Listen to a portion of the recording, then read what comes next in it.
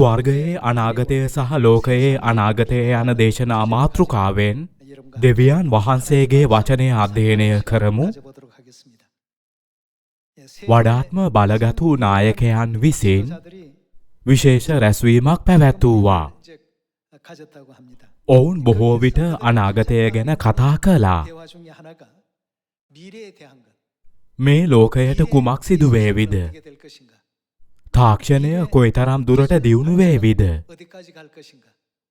අපගේ ජීවිත කොහොම වෙනස් වෙයිද? මේ ආකාරයෙන් ඔවුන් අනාගතය ගැන සාකච්ඡා කළා.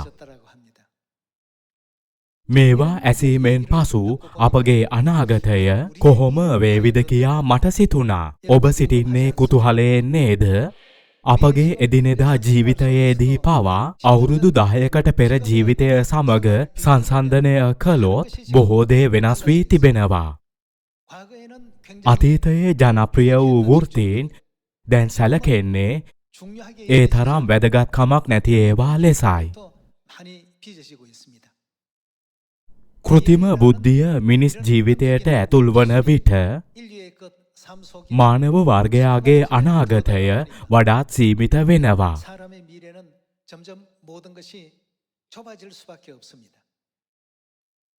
අද මිල අධිකයයි ඔබ සිතන සැත්කම කුමක්ද?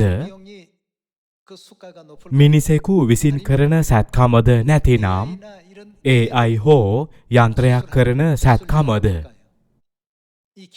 යන්ත්‍ර වලින් කරන සැත්කම් ඉතාමත් නිවැරදි වෙනවා.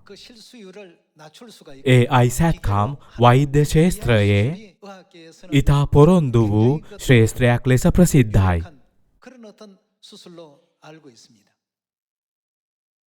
කෙසේ වෙතත් එය තවමත් පුළුල්ව පිළිගෙන නැහැ. මනුෂ්‍යයන් පසුබෑමට පටන්ගෙන තිබෙනවා. AI විසින් කලින් මනුෂ්‍යයෙකුට එරෙහිව ගෝ ක්‍රීඩාවක් කළා නේද? එය ප්‍රවෘත්තිවල පුළුල්ව වාර්තා වුණා. මිනිසා ජයග්‍රහණය කරාවියයි උපකල්පනය කළත් ඔවුන් එක් තරගයක් හැර අන් සියල්ල පරාජය වුණා. එතැන් සිට AI අපගේ ජීවිතවලට ගැඹුරින් ඒකාබද්ධ වී තිබෙනවා. පරිගණක විශේෂඥයින් කළ සියලුම කේතිකරණ සහ තාක්ෂණික කටයුතු AI විසින් සිදු කරන අතර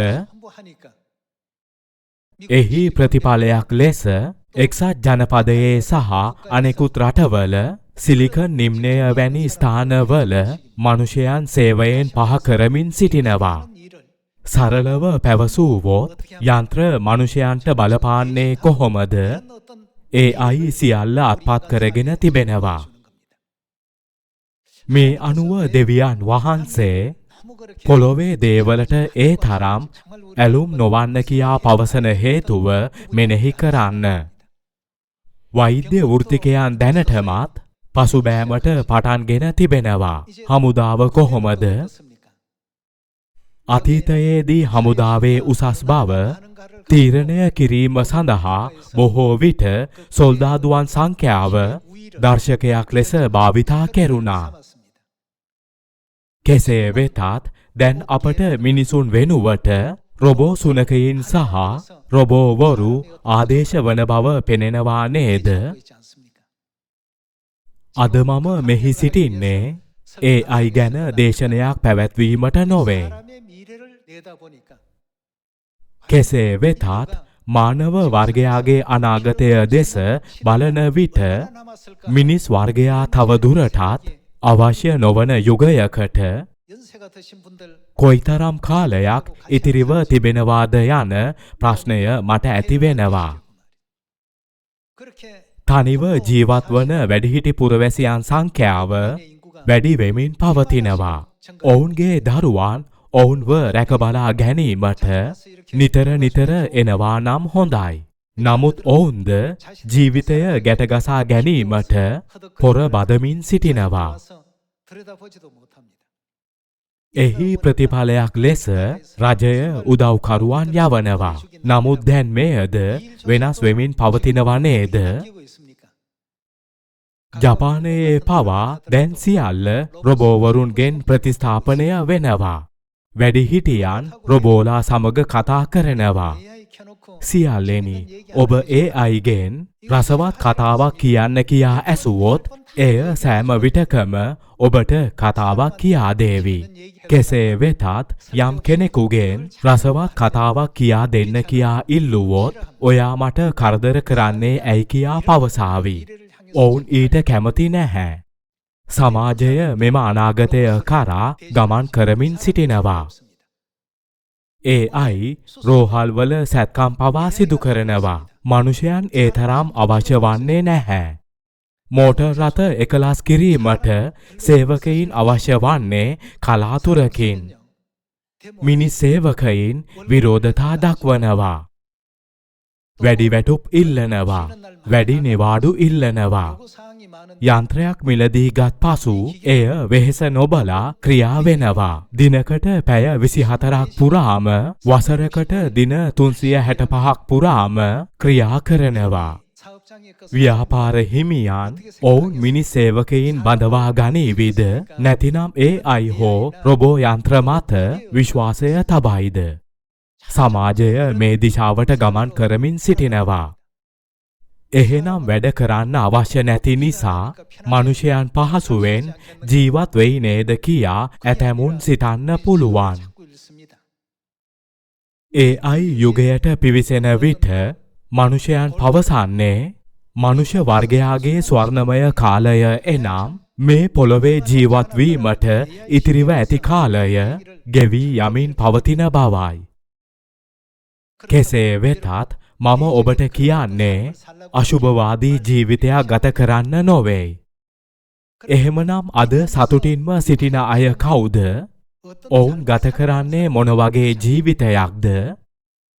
වරක් මම AIගෙන් කරුණාකර ස්වර්ගයෙන් බැස එන පරිපූර්ණ හතරැස් හැඩැති නව යෙරුසලමේ පරිගණක ග්‍රැෆික් සජීවීකරණයක් සාදන්න කියා ඇසුවා. එය සෑදීමට ගත වුණේ මිනිත්තු 5කටත් අඩු කාලයක්. පරිගණක ග්‍රැෆික් ශිල්පීන්ගෙන් AI නැතුව කොච්චර කාලයක් යයිද කියා ඇසූ විට ඒකට සති කිහිපයක් යයි කියා ඔවුන් පැවසුවා. AIට විනාඩි 5ක් ගතවන දේ මනුෂ්‍යයෙකුට සති ගණනක් ගතවන්න පුළුවන්. මවකගේ පරිත්‍යාගය ගැන කවියක් ලියන්න කියා මම AIගෙන් ඉල්ලුවා. එය කොයිතරම් සංවේදීද කියා කියනවා නම් මට ඇඬුණා. මම කවිවලට කැමති නිසා මව්වරුන් ගැන බොහෝ කවි මම කියවලා තියෙනවා. එය ඒ තරම් සංවේදී කවියක්. මම උත්සවයකට සහභාගී වෙන්න සැලසුම් කරනවා. කරුණාකර මට එහිදී කියන්න කතාවක් ලියලා දෙන්න කියලා මම AIගෙන් ඇහුවා. ඒක ෂණිකව ඉදිරිපත් වෙනවා. දවස් ගණන් ගත කර මම ලියන දේට වඩා ඒක ගොඩක් හොඳයි. එබැවින් මිනිසෙක්ව කුලියට ගන්නේ කවුද? පද රචනා සහ සංගීත රචනා කිරීමටද එය දක්ෂයි. සියල්ලෙනි අප ජීවත් වන්නේ එවැනි යුගයකයි. මේ දේවල් පාවිච්චි කරන මනුෂ්‍යයන් අලුත් ලෝකයක ජීවත් වෙනවා කියා මට හිතෙනවා. මේ අනුව මානව වර්ගයාගේ මෙම ස්වර්ණමය කාලය කොයිතරම් කාලයක් පවතීද කියා මම කල්පනා කළා. ඇතැමුන් අවුරුදු 10ක්ද ඇතැමුන් අවුරුදු 20ක්ද කියනවා. නමුත් මනුෂ්‍ය වර්ගයා ගැන බොහෝ සාකච්ඡාවලට පැහැදිලි නිගමනයක් නැහැ. කෙසේ වෙතත් AI කොයිතරම් දියුණු වුවත් එයට ස්වර්ග රාජ්‍යය ගැන විස්තර කරන්න පුළුවන්ද? පෘථුවියේ දේවල් AI වලින් අලුත් දේවල් වලින් සැකසිය හැකි වුවත් ස්වර්ගයේ දේවල් කිසිදාක එසේ වන්නේ නැහැ. ප්‍රඥාවන්තම අය ස්වර්ග රාජ්‍යයට සූදානම් වන අය වන්නේ ඒ නිසායි. කෙනෙක් අවුරුදු 10කින් ඉංග්‍රීසි ඉගෙන ගන්නවා කියා කියමු. කෙසේ වෙතත් ඔබ ඔබේ smart දුරකථනයෙන් how much is it කියා ඇසුවොත් එය ඉක්මනින් ඉංග්‍රීසි පරිවර්තනය ලබා දෙනවා. ඔබ උනන්දුවෙන් ඉංග්‍රීසි ඉගෙනගෙන අවසානයේ how much is it යන ඉංග්‍රීසි ප්‍රකාශනය ඉගෙන ගත්තා. නමුත් ඔබ AI වලින් ඇසූ විට එය වහාම පරිවර්තනය වෙනවා. ස්පාඤ්ඤ භාෂාවටත් පෘතුගීසි භාෂාවටත් පරිවර්තනය වෙනවා. අප ජීවත් වන්නේ භාෂා දුසිම් ගණනක් වහාම පරිවර්තනය කළ හැකි යුගයකයි. එබැවින් ඉංග්‍රීසි භාෂා විද්‍යායතනවලට කුමක් සිදු වේවිද ඒවා වැසේවි. මනුෂ්‍ය වර්ගයාගේ අනාගතය තවත් දුෂ්කර වෙනවා නේද? අනාගතයේදී ගුරුවරුන් හෝ පාසල් අවශ්‍ය නොවෙන්න පුළුවන්. මෙය මාගේම අදහසක් නොවේ. ලෝකය අනාගතය දෙස බලන්නේ මෙලෙසයි. ඊට හේතුව ඔබ AIගෙන් විමසුවොත් එය පාසල් වලට වඩා සවිස්තරාත්මක තොරතුරු සපයනවා. ට්‍රැෆල්ගාර් සටන යනු කුමක්ද කියා ඇසුවොත් එය වහාම පිළිතුරක් ලබා දෙයි. අඩ්මිරාල් ඊසුන්සින් ගැන මට කියන්න කියා ඇසූ විට එය ඔහුගේ උපන් වර්ෂයේ සිට ඔහුගේ ජයග්‍රහණ දක්වා සහ සොන්ජෝ රජුගේ පාලන සමයේ සිදුවීම් දක්වා ක්ෂණිකව පැහැදිලි කරાવી. ශිෂ්‍යයන් තවත් ගුරුවරුන් සොයයිද? මේ පොළොවේ අනාගතය මෙයයි. අප ස්වර්ගය දෙසට ගමන් කරන විට අපගේ අනාගතය කොහොමද? වර්තමානයේ මනුෂ්‍යයන්ට ආකර්ශනීය පෙනුමක් ඇති රැකියා තිබුණත් AI හේතුවෙන් ඔවුන්ට සියල්ල අහිමි වන්න පුළුවන්. අප ගැන කොහොමද? අපගේ අනාගතය සම්බන්ධයෙන් බයිබලය දෙස බලන විට දෙවියන් වහන්සේ සැබවින්ම තම ප්‍රේමණීය දරුවන් වෙනුවෙන් සියලු ආකාරයේ දේවල් සූදානම් කර තිබෙනවා. පියාණන් හා මෑණියන් අපට ඉගැන්වීම් ලබා දුන්නේ අපව වඩාත් සතුටින් පිරි ලෝකයකට ගෙන යාම සඳහාය. සියල්ලෙනි අප මෙය සමාජ සංසිද්ධියක් ලෙස පමණක් නොසලකා මේ පොළොවේ මනුෂ්‍යයන්ගේ අනාගතය මෙයයි කියා සිටිය යුතුයි.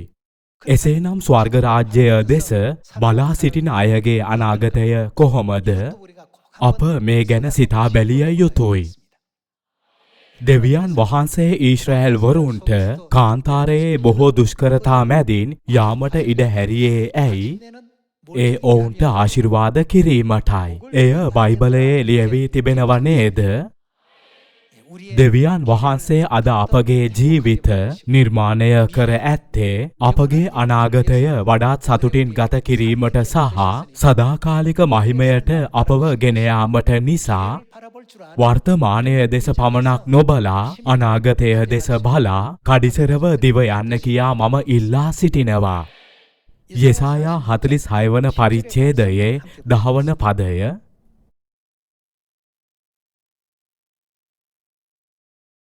දෙවියන් වහන්සේ පවසන්නේ මම වනාහි අන්තිමය මුල පටන්ද දන්වන්නා වූ කියාය. උන් වහන්සේ අන්තිමය මුල පටන් දන්නවා. සියල්ල දන්නා නිසා දෙවියන් වහන්සේ පවසන්නේ කිසි විටකත් වෙනස් මාර්ගයක නොයා මා ඔබට අනකරන මාර්ගය අනුව පමණක් යන්න කියාය. දෙවියන් වහන්සේ අපව බලෙන් කීකරු කරන්න උත්සාහ කරන්නේ නැහැ. ඒ වෙනුවට අපගේ දීප්තිමත් අනාගතය වෙනුවෙන් ඇති ආශිර්වාදයේ මාර්ගය අපට පෙන්වා දෙනවා. එහෙත් ඇතැම් මනුෂ්‍යයන් දෙවියන් වහන්සේගේ වචනය දැඩි කියා පවසනවා. දෙවියන් වහන්සේගේ වචනය තේරුම් නොගෙන ඔවුන් වැරදියට සිතන්නේ තමන්ට අවශ්‍ය දේ කිරීමෙන් වළක්වන බවයි.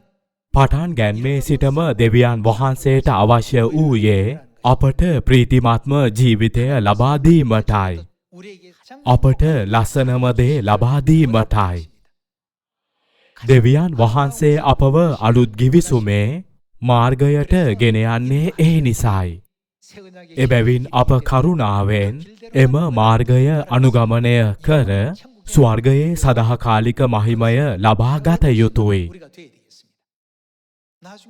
AI දේශනා කරන යුගයකට අප පිවිසුනොත් කුමක් සිදු වේවිද? එබැවින් දැන් අපට දෙවියන් වහන්සේගේ සුභාරංචිය කඩිසරව දේශනා කිරීමට ඇති ස්වර්ණමය කාලයයි. මේ සියලුම භූමිකාවන් මනුෂ්‍යයන්ට නොව යන්ත්‍රවලට මාරු වෙන්න පුළුවන්. මෙසේ සිදුවීමට පෙර ඔබට භූමිකාවක් හා අවස්ථාවක් ලැබුණු විට ඔබගේ උපරිමයෙන් කරන ලෙස ඉල්ලා සිටිනවා. 10 වෙනි පදය තවම සිද්ධ නූනදේ පුරාණයේ පටන්ද දන්වන්නා වූ මාගේ මන්ත්‍රණය පවත්නේය කියාත් මාගේ මුළු කැමැත්ත ඉෂ්ට කරන්නෙමි කියාත් කියන්නා වූ තැනැන් වහන්සේය. තම කැමැත්ත ඉටු කිරීම සඳහා දෙවියන් වහන්සේ මේ පොළොවේ සියල්ල සූදානම් කර තිබෙනවා. අතීතයේ නවකතා ලියා ඇත්තේ මිනිසුන් විසින්ය. නමුත් වර්තමානයේ AI නවකතා ජනප්‍රියයි. සියල්ලෙනි AI මනුෂ්‍යයන් පෙර කළා වූ රාජකාරී බාර ගනිමින් සිටිනවා. මෑතකදී පිළිතුරු ලිවීමට AI භාවිතා කළ විභාගයක් ගැන විශාල ප්‍රවෘත්තියක් පළ වුණා. AI පරීක්ෂණයක් කරන විට ඊට පරිපූර්ණ ලකුණු ලැබුණා. සියලු දැනුම එහි අඩංගු වී ඇති නිසා එය ස්වභාවිකයි. අපට සිතෙන්නේ මේ පොළොවේ ජීවිතය පමණක් අරමුණු කරගන්නා අයගේ අනාගතය කෙසේ වේවිද? ස්වර්ගය අපේක්ෂා කරන අයගේ අනාගතය කෙසේ වේවිද කියාය.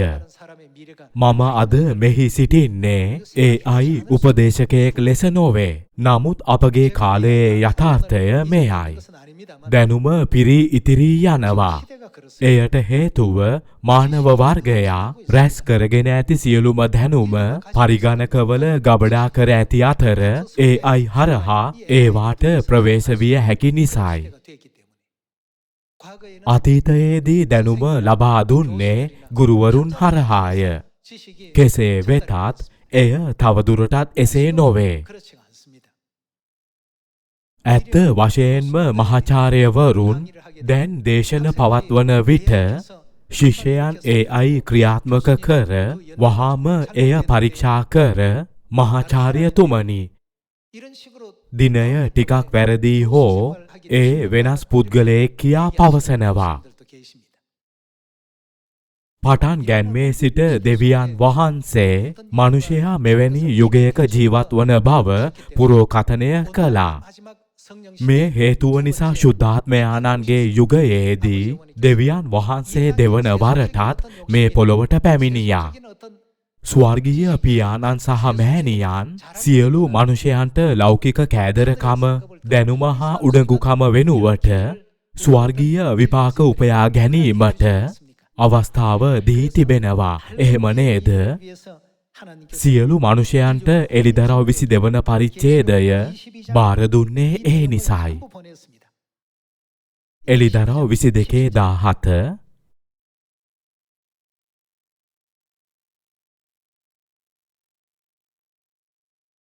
ආත්මයාණන් වහන්සේද මනමාලීද එන්නැයි කියති. අසන්නාද එන්නැයි කියාවා. පිපාසා ඇත්තාද ඒවා. කැමති කෙනෙක් ජීවන වතුර නොමිලයේ ගනීවා. අපගේ දීප්තිමත් අනාගතය වෙනුවෙන් දෙවියන් වහන්සේ ආත්මයාණන් වහන්සේ සහ මනමාලිය ලෙස මේ පොළොවට පැමිණ තිබෙනවා. ඔබ පිපාසයෙන් වෙහෙසට පත්ව හෝ ජීවිතයෙන් වෙහෙසට පත්ව සිටී නම් ඔබට සත්‍ය අවශ්‍ය නම් ඔබ කවුරුන් වුවත් මා වෙතට එන්න කියා පවසමින් උන්වහන්සේලා ආරාධනා කළා. මේ පෘථුවියේ අනාගතය කවදා හෝ එහි සීමාවන් හෙළි කරනවා. කෙසේ වෙතත් AI හට කිසි විටෙකත් ස්වර්ග රාජ්‍යයේ අනාගතය අත්පත් කරගන්න බැහැ. ස්වර්ගය බලාපොරොත්තුවෙන් සිටින අය සහ ඒ සඳහා සූදානම් වන අය පමණක් නිසකවම පැමිණෙනවා. 2 කොරින්ති 3 වන පරිච්ඡේදයේ හයවන පදය බලමු.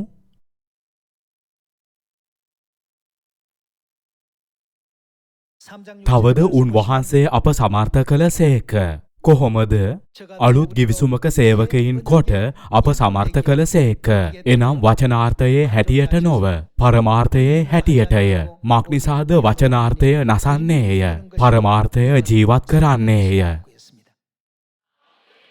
අලුත් ගිවිසුම තුළින් දෙවියන් වහන්සේ මනුෂ්‍ය වර්ගයාට විවෘත කිරීමට අපේක්ෂා කරන අනාගතය කුමක්ද? තවත් මරණය, වැළපීම, ශෝකය, හැඬීම හෝ වේදනාවක් නොව සදාකාලික සතුට පමණක් තිබේවි. සදාකාලික ලෝකය හා මහිමය ලබා දෙන පිණිස දෙවියන් වහන්සේ අපට අලුත් ගිවිසුම දැනුම් දී තිබෙනවා. කෙසේ වෙතත් ලෝකයේ කෑම සහ අනෙකුත් කාරණාවලට මනුෂ්‍යයන් වැඩි කාලයක් යොදවනවා. අපගේ අනාගතය වෙනුවෙන් අපගේ ජීවිතයෙන් කුඩා කොටසක් පමණක් එනම් 99%ක් ලෞකික කාරණා සඳහා වැය කර 1%ක් පමණක් සැබවින්ම වැදගත් දේ සඳහා වැය කරනවා නම් අපගේ වටිනාකම් ගැන මෙනෙහි කළ යුතු මොහොත මෙය බව මම විශ්වාස කරනවා. දෙවියන් වහන්සේ අපව අලුත් ගිවිසුමේ සේවකයන් කළේ ඇයි? අලුත් ගිවිසුම තුළින් මරණයෙන් තොර ලෝකයකට අපව ගෙන යාමට දෙවියන් වහන්සේගේ මහත් කැමැත්ත තිබෙනවා. මේ පොළොවේ අපට දැනුණු සියලු දුක් වේදනා අවසන් වන තවදුරටත් වේදනාවක් නොමැති ලෝකයක් අපට ලබා දීම සඳහා දෙවියන් වහන්සේ අපට පවසන්නේ අලුත් ගිවිසුමේ සේවකයින් වී සියලු මනුෂ්‍යයන්ට සත්‍ය ප්‍රකාශ කරන්න කියාය. එළිදරව් 21 වන පරිච්ඡේදයේ 4 වන පදය.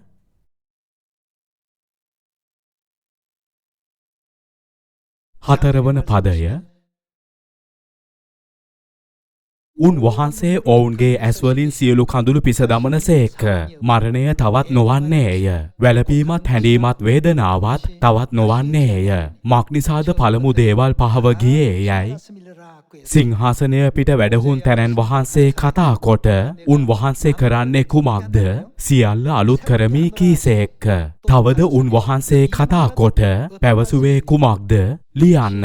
මක්නිසාද මේ වචන විශ්වාසය සැබෑයයි කීසේක. මරණය, හැඬීම හෝ වේදනාව තවත් නොමැති කරුණාවේ ලෝකය විවර කිරීම සඳහා දෙවියන් වහන්සේ අපට අලුත් ගිවිසුමේ සත්‍යයට පැමිණෙන්න කියා පැවසුවා. ආත්මයාණන් වහන්සේ සහ මනමාලිය මනුෂ්‍ය වර්ගයාව කැඳවන්නේ මා වෙතට එන්න කියා පවසමින් නේද? කාර්ය බහුල නිසා අපට විවේකයක් නැහැ. බොහෝ විට අපට ආත්මිකව සිටීමට කාලයක් නැහැ කියා හැඟෙනවා. එහෙත් අද අප ජීවත් වන්නේ හෙට දවස යහපත් වේවි කියන බලාපොරොත්තුවෙන් නේද? මම අනාගතයේදී කොහොම වෙයිද? මගේ ජීවිතය අනාගතයේදී කොහොම වෙයිද? අනාගතය සම්බන්ධයෙන් ගත් කල අප ගමන් කරන ඇදහිල්ලේ මාවත පරීක්ෂා කර බැලිය යුතුයි. මේ පොළොවේ අනාගතය දෙස දැස් යොමු කරන අය කාලයත් සමග සීමාවන්ට මුහුණ දෙනවා. මේ පෘථුවියේ පරිසරය බොහෝ යහපත් වුවත් එය සදහටම අපගේ වන්නේ නැහැ. මේ ලෝකයේ අපගේ අනාගතය වසර 70ක් හෝ 80කට පසු අපගේ නික්ම යාමත් සමග අවසන් වුවත් ස්වර්ග රාජ්‍යයේ අපගේ අනාගතය කොහොමද? එය සදාකාලිකයි. මරණය, ශෝකය නැහැ. සෑම විටම තිබෙන්නේ ප්‍රීතිය හා සාමයයි. සෑම දිනකම අලුත් දේවල් නිර්මාණය වෙනවා. වේදනාව, දුක නැහැ.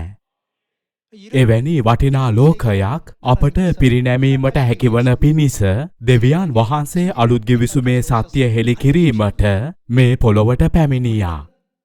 එහෙත් අප පවසන්නේ මම දේවගැතිතුමාගෙන් අසා තිබෙනවා. මම එය YouTube එකෙන් හොයලා තියෙනවා. මම බොහෝ දේවල් දන්නවා කියාය. අප මේ ආකාරයෙන් නොසිතිය යුතුයි. සාතන්ට මෙය වළක්වමින් පියාණන් හා මෑණියන් විසින් ස්වර්ගයේ දරුවන්ට පමණක් එහි සැබෑ අර්ථය තේරුම් ගැනීමට හැකිවන පිණිස එය බොහෝ ස්තරවලට ඔතා සැඟෙව්වා. එබැවින් ගෝලයන් යේසුස් වහන්සේට ඒ යනු ඒ බවත් බී යනු බී බවත් පැවසීම පහසු වේවි. ඒ වෙනුවට ඔබ වහන්සේ මනුෂ්‍යයන්ට මෙයද එයද කියා කල්පනා කිරීමට සලස්වනවා කියා පැවසුවා. ඔබ වහන්සේ උපමාවලින් කතා කරන්නේ ඇයි කියා ඔවුන් ඇසුවා.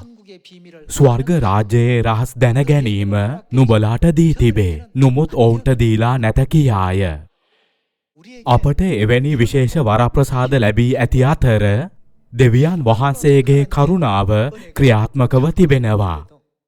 අප එය සුළුකොට නොසැලකිය යුතු අතර ස්තුති කිරීමට අසමත් නොවී ඇදහිල්ල නැතිව සභාවට පැමිණීම පමණක් නොකළ යුතුයි.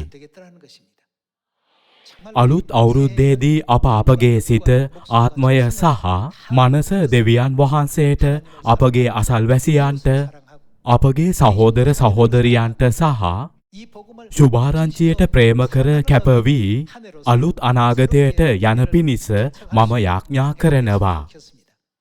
22 දෙවියන් වහන්සේ අප වෙනුවෙන් බොහෝ පුදුමාකාර දේවල් සූදානම් කළත් ඇතැම් අයට මේ දේවල් කෙරෙහි ඇදහිල්ලක් නොමැති අතර වර්තමානය දෙස පමණක් බලනවා. එය කලකිරීමට කරුණක්. 22:1 දොළොස් ආකාරයක පලධරන මාස්පතා පල දෙන ජීවන වෘක්ෂය තිබුණේය. ඒ වෘක්ෂයේ කොළ ජාතීන්ගේ සුවවීම පිණිසය. කිසි ශාපයක් තවත් නොවන්නේය. එහි දෙවියන් වහන්සේගේද බැටළු පැටවානන්ගේද සිංහාසනය වන්නේය. උන්වහන්සේගේ මෙහෙකරුවෝ උන්වහන්සේට මෙහෙ කරන්නෝය. ඔව්හු උන්වහන්සේගේ මුහුණ දකින්නෝය. උන්වහන්සේගේ නාමයද ඔවුන්ගේ නළල්වල තිබෙන්නේය. එහි රාත්‍රියක් තවත් නොවන්නේය. පහන් ආලෝකයවත් සූර්යාලෝකයවත් ඔවුන්ට ඕනෑ නැත. මක්නිසාද ස්වාමී වූ දෙවියන් වහන්සේ ඔවුන්ට ආලෝකය දෙනසේක. ඔවුහු සදා කාලයටම රජකම් කරන්නෝය. සියල්ලෙනි අපගේ අනාගතය මෙයයි. බයිබලයේ ලියවී ඇති නිසා අප එය නොසලකා හැරිය යුතු නැහැ. මෙය අප ගැන අනාවැකියක්ය. මේ අනාවැකියේ ප්‍රධාන චරිත ලෙස අප අනාවැකියට අනුකූලව ජීවත් වෙනවාද කියා අප සිතා බැලිය යුතුයි නේද? දෙවියන් වහන්සේ කඩිසරව වැඩ කර අපට මෙම දීප්තිමත් අනාගතය සූදානම් කිරීමට උන්වහන්සේගේ සම්පූර්ණ අවධානය යොමු කළා. එහෙත් දරුවන් වැරදි දේවලට කාලය නාස්ති කරමින් විනාශ වන දේවල් වලට අවධානය යොමු කරනවා නම් කුමක් කළ යුතුද? අප මේ ආකාරයෙන් නොවිය යුතුයි. පාවුල් කොරින්ති පොතේ වැදගත් පණිවිඩයක් තැබුවා. 2 කොරින්ති 4 වන පරිච්ඡේදය බලමු. 4:16 එහෙන් අපි ක්ලාන්ත නොවෙමු. අපේ පිටත මනුෂ්‍යයා ඡය වෙන නමුත් අපේ ඇතුල් මනුෂ්‍යයා දවසින් දවස අලුත් කරනු ලබන්නේය. මොහොතකට පවතින අපේ සැහැල්ලු වූ දුක, කුඩා පීඩාව, පෙනෙන දේ නොව නොපෙනෙන දේ බලා සිටින්නා වූ අපට ඊ타ත්ම වැඩි වශයෙන් සදාකාල තේජස් භාරයක් සාදා දෙන්නේය. මක්නිසාද පෙනෙන දේ කාලිකය. නොපෙනෙන දේ කුමක්ද? ඉන් අදහස් කරන්නේ ස්වර්ගීය දේවල් නේද? මක්නිසාද පෙනෙන දේ කාලිකය. නොපෙනෙන දේ කුමක්ද? සදාකාලිකය. දෙවියන් වහන්සේ අප වෙනුවෙන් සූදානම් කර ඇති අනාගතය දැනගෙන එම අවබෝධයෙන් ජීවත් වෙනවා නම් අපගේ ජීවිතය කොයිතරම් දුෂ්කර වුවත් එය බරක් ලෙස දැනෙන්නේ නැහැ. අපට උරුමවන මහිමාන්විත ලෝකයක් සහ පොරොන්දුවක් තිබෙනවා. අප මේ පොරොන්දු බයිබලයේ ඇති වචන පමණක් ලෙස නොසැලකිය යුතුයි. එය යථාර්ථයක් වෙනවා. පියාණන් හා මෑණියන් සූදානම් කර ඇති නව වසර ඔබ කරුණාවෙන් පිළිගනීවා කියා මම යාඥා කරනවා. හේබ්‍රෙව් 11 වන පරිච්ඡේදයේ ඇදහිල්ල ගැන බොහෝ කතා තිබෙනවා. හේබ්‍රෙව් 11:6 බලමු.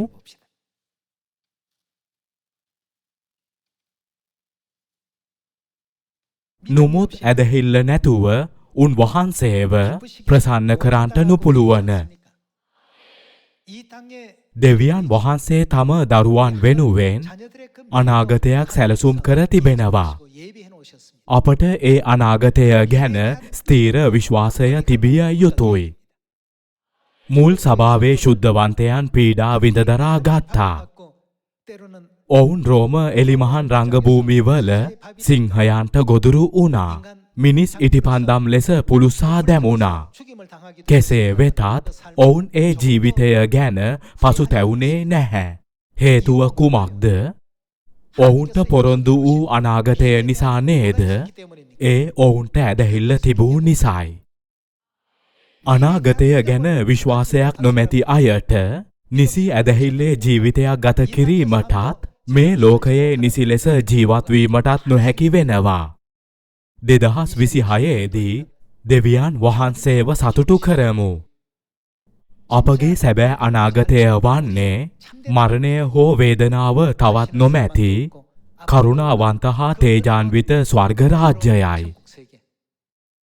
1 කොරින්ති 2 වන පරිච්ඡේදයේ ලියා ඇති ආකාරයට මෙය අපට කිසිම ඇසකින් දැක නැති, කනකින් අසා නැති කිසිම මනුෂ්‍ය සිතකට නොපැමිණි ලෝකයේ එලොහිම් දෙවියන් වහන්සේ විසින් සූදානම් කළා වූ මහිමය ගැන සිතමින් නිර්භීතව ඉදිරියට යා හැකි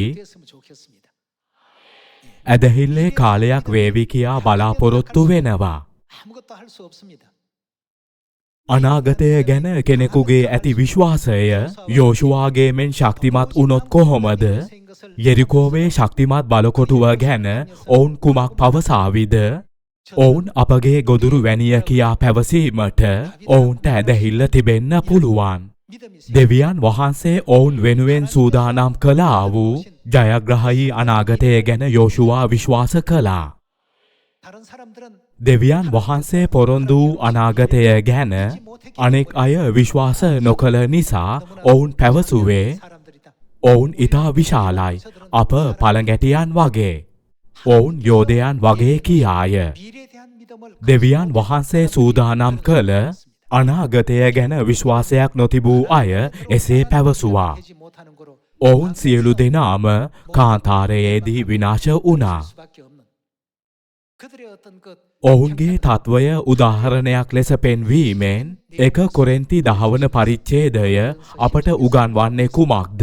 එය අපට උගන්වන්නේ ඔවුන් මෙන් නොවන ලෙසයි.